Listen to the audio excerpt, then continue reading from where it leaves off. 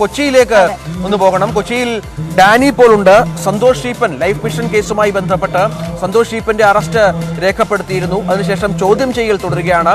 Dani വളരെ പ്രധാനപ്പെട്ട അറസ്റ്റാണ്. കൂടുതൽ അറസ്റ്റുകൾ ഈ വിഷയത്തിൽ ഉണ്ടാകുമെന്ന് നമുക്ക് സൂചനകൾ ലഭിച്ചിരുന്നു. മറ്റു പല പ്രതികളുമുണ്ട്, അവരൊക്കെ അറസ്റ്റിലാകാനുമുണ്ട്. ഈ ഇഡിയുടെ ഇനിയുള്ള നീക്കം ഈ വിഷയത്തിൽ എന്താണെന്നുള്ളത് വളരെ പ്രധാനപ്പെട്ട കാര്യമാണല്ലോ. ഈ സന്തോഷ് ഈപ്പനിൽ നിന്ന് കൂടുതൽ തെളിവുകൾ ഈ ചോദ്യം ചെയ്യലിന് ലഭിച്ചു. അത്തരം വിവരങ്ങൾ എന്തെങ്കിലും പുറത്തു വരുന്നുണ്ടോ?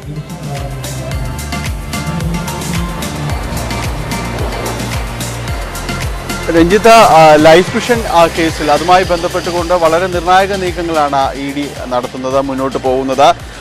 എം ശിവശങ്കറിന്റെ അറസ്റ്റിന് പിന്നാലെയാണ് പിന്നീട് സന്തോഷ് ഈപ്പന്റെ അറസ്റ്റിലേക്ക് വരുന്നത്. അതിനുശേഷം ഇതിനിടയിലുള്ള ചോദ്യം ചെയ്യലുകളും അത് നിർണായകമായിരുന്നു. മുഖ്യമന്ത്രിയുടെ അഡീഷണൽ പ്രൈവറ്റ് സെക്രട്ടറി CM രവീന്ദ്രനെ ചോദ്യം ചെയ്തു, തുടർച്ചയായ ദിവസങ്ങളിൽ ചോദ്യം ചെയ്തു. ഇതിനുശേഷമാണ് സന്തോഷ് ഈപ്പനെ ചോദ്യം ചെയ്യുകയും പിന്നീട് അറസ്റ്റിലേക്ക് നീങ്ങുകയും ചെയ്തത്. ഇന്നലെ രണ്ടാം വട്ടവും ലൈഫ് മിഷൻ മുൻ CEO ആയ UV ജോസിനെ വിളിച്ചു വരുത്തുകയും ചെയ്തു. UV ജോസിനെ വിളിച്ചു വരുത്തുമ്പോൾ അതിൽ വലിയ ചോദ്യങ്ങൾ ഇപ്പോഴും അവശേഷിക്കുന്നുണ്ട്. കാരണം ഈ കരാറുമായി ബന്ധപ്പെട്ട അതൊരു ഔദ്യോഗികമാവുന്നത്, അതിൻ്റെ ഒരു നടത്തിപ്പ് എന്ന രീതിയിലേക്ക് അത് ധാരണാപത്രത്തിലേക്ക് എല്ലാം പോകുന്നത് UV ജോസിൻ്റെ കാലത്താണ്.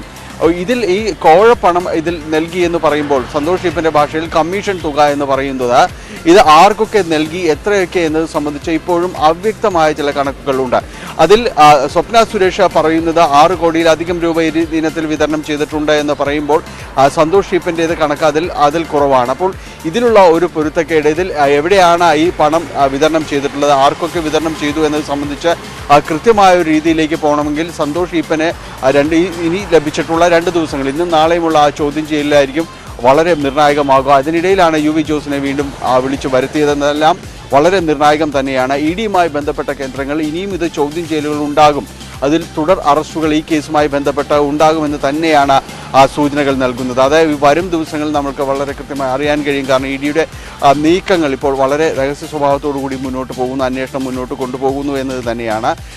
ലൈഫ് മിഷൻ കേസിൽ ഈ വ്യക്തമായ രീതിയിൽ അഴിമതി നടന്നിട്ടുണ്ട്, ഈ കോഴപ്പണം അത് വിതരണം ചെയ്തിട്ടുണ്ട്. അതിൽ ആരൊക്കെ ഇതിൻ്റെ ഒരു പങ്ക് പറ്റി എന്നത് സംബന്ധിച്ചാണ് ഇപ്പോൾ അന്വേഷണം പോകുന്നത്. നേരത്തെ കസ്റ്റംസ് ഇതുമായി ബന്ധപ്പെട്ട ഡോളർ കടത്ത കേസ് അന്വേഷിച്ചിരുന്നു. അതിൽ ഈജിപ്ഷ്യൻ പൗരന് നൽകുന്നതിന് വേണ്ടി അദ്ദേഹം ഇതിലെ കൗൺസിലിലെ ജീവനക്കാരനായിരുന്നു, ചീഫ് അക്കൗണ്ടായിരുന്നു. അദ്ദേഹത്തിന് നൽകുന്നതിന് വേണ്ടി ഡോളറാക്കി അത് വിനിമയം ചെയ്തിട്ടാണ് നൽകിയിരുന്നത്. ആ കേസുമായി ബന്ധപ്പെട്ട് സന്തോഷ് ഈപ്പൻ അറസ്റ്റിലായിരുന്നു. അപ്പോൾ ഇതെല്ലാം പരസ്പരം ബന്ധിക്കപ്പെട്ട് കിടക്കുന്ന കേസുകളാണ്. അതിൽ ഏറ്റവും നിർണായകം ഇനിയിപ്പോൾ ലൈഫ് മിഷൻ കേസിൻ്റെ ഇഡിയുടെ അടുത്ത ചുവടുകൾ എന്ത് എന്നത് തന്നെയാണ്.